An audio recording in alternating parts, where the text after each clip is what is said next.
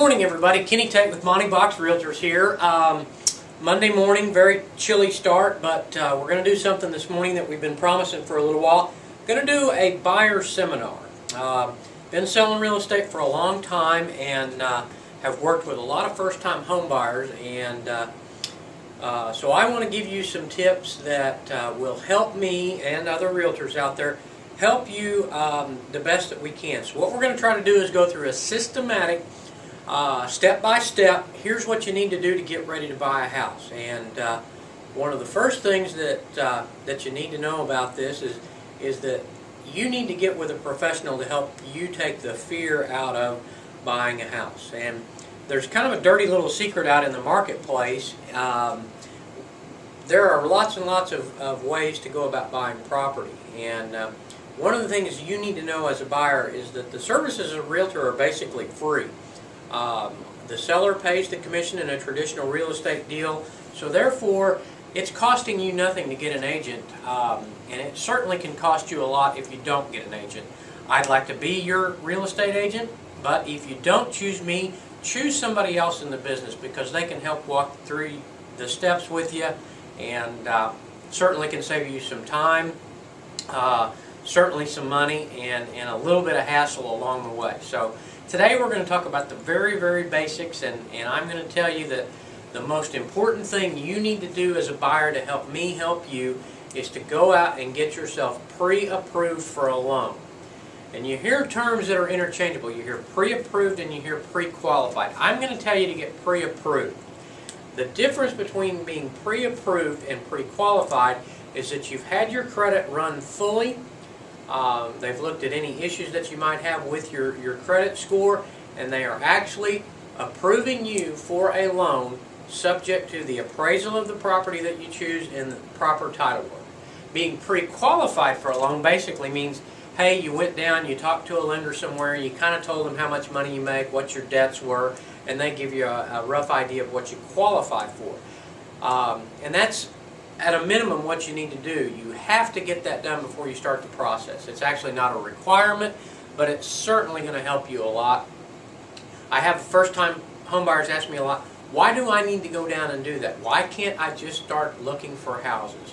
Well, actually you can start looking for houses, but it's not in your best interest, because one of the things that really grips us in the negotiating process is fear. And you have to think from the seller's standpoint. They have a little bit of fear about you coming in and making an offer if you're not pre-approved. Because what could end up happening to them, they could agree to terms with you, you go through the whole process, and then all of a sudden at the end you can't close, and now they've lost all that kind of market time, and in their mind they've lost buyer after buyer along the way who could have come in and bought. So you as a buyer can actually negotiate a better deal if you're already pre-approved.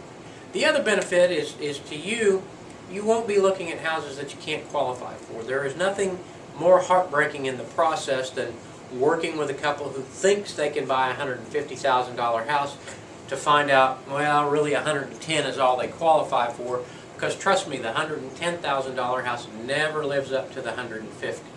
So let's get you out there, let's get you pre-approved. It can actually save you money on the purchase price of your house, because a seller is more willing to negotiate in earnest with somebody who's taken that first step. Second thing we need to do is decide on what type of financing we're going to use, and there are lots and lots of choices, and I know people throw terms around at you. We're going to try to explain a little bit about what the different types of financing are today. One that you're going to hear an awful lot about is FHA. And if you're a first-time buyer, or any buyer who's going to buy up to $271,000 purchase price of a home, this is probably the most popular means of financing out there. What it does is it has lower down payment requirements. It also has a little bit less stringent credit requirements than what is called a conventional loan. And it does go up to $271,000. So this is going to be a very popular choice among the first-time buyers. Of course, there are conventional loans.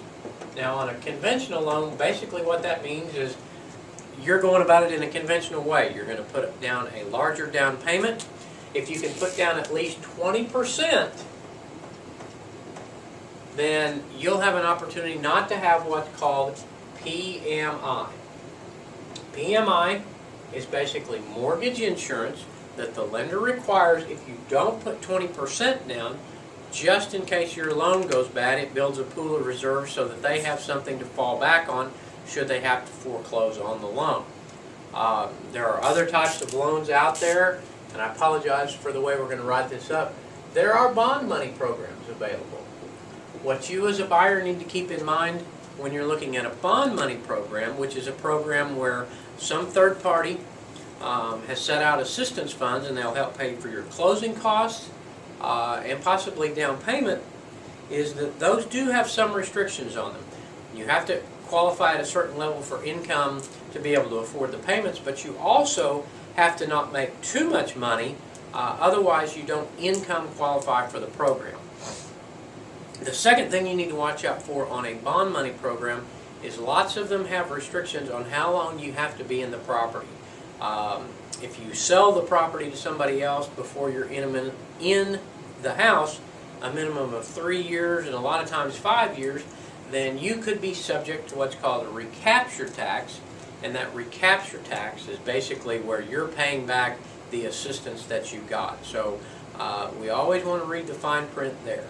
Of course, if you're a veteran, then you can do what's called a VA loan. We don't see as many of these in the marketplace as we once did, but this can be a very attractive package for you as a veteran because it has no down payment requirement, and they're good programs. The rates are certainly competitive, so if you are a veteran, then this is something that you might want to look into, and this can also take into account active duty, Guard, and Reserve. So we'll need to ask certain questions about that.